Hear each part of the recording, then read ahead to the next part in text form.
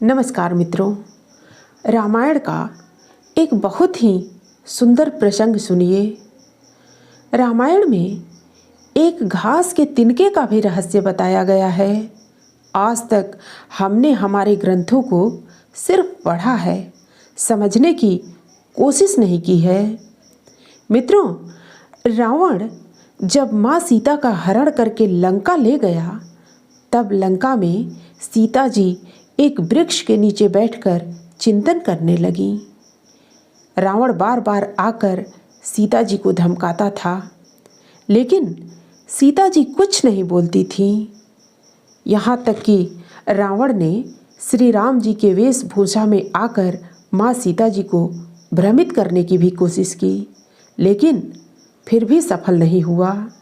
रावण थक हार कर जब अपने शयन कक्ष में गया तो रानी मंदोदरी ने उससे कहा, आप तो श्री राम का वेश धर कर गए थे, फिर क्या हुआ?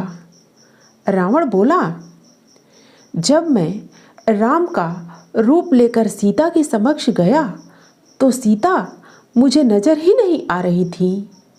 रावण अपनी समस्त ताकत लगा चुका था, लेकिन जिस जगत जननी माँ को आज तक कोई नहीं समझ सका, उन्हें रावण भी कैसे समझ पाता।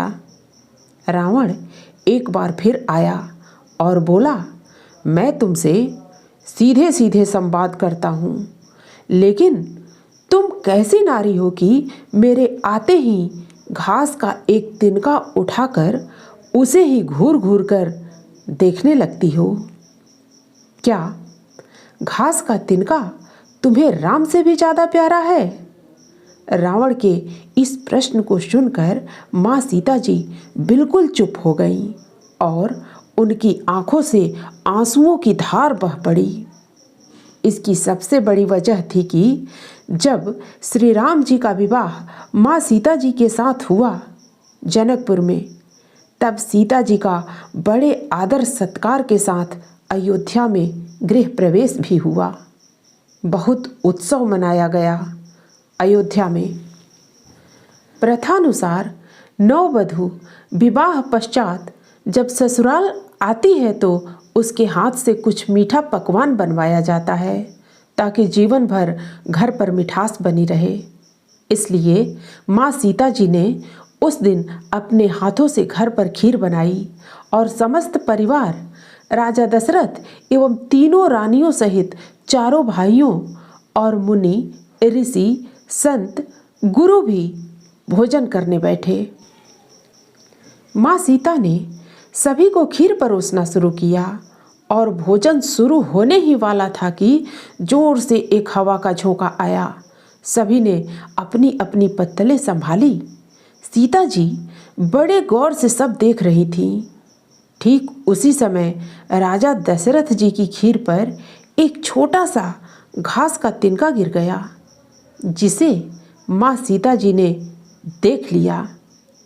लेकिन अब खीर में हाथ कैसे डालें, ये प्रश्न आ गया।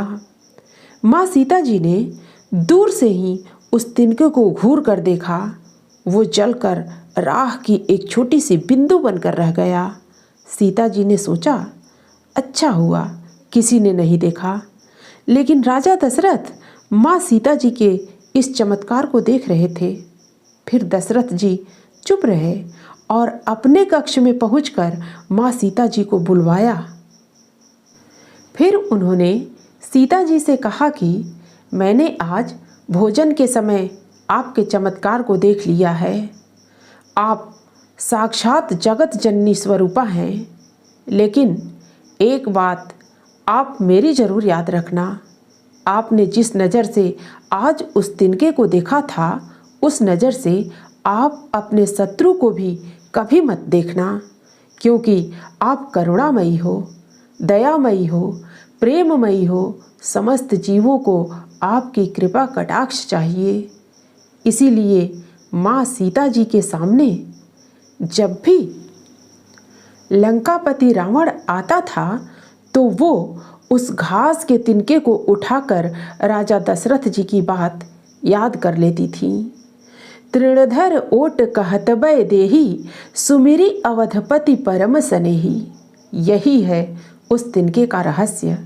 इसीलिए माता सीता जी चाहती तो रावण को उसी जगह पर ही राख कर सकती थी, लेकिन राजा दशरथ जी को दिए वचन एवं भगवान श्री राम को रावण वध का श्रेय दिलाने हेतु वो शांत रहीं और सबको दर्शन देने हेतु भी वो लंकापुरी गई थी। ऐसी विशाल हृदया थी हमारी जानकी माता। मित्रों, फिर मिलते हैं अगली प्रस्तुति में नई कहानी के साथ। प्रेम से बोलिए जय श्री सीताराम।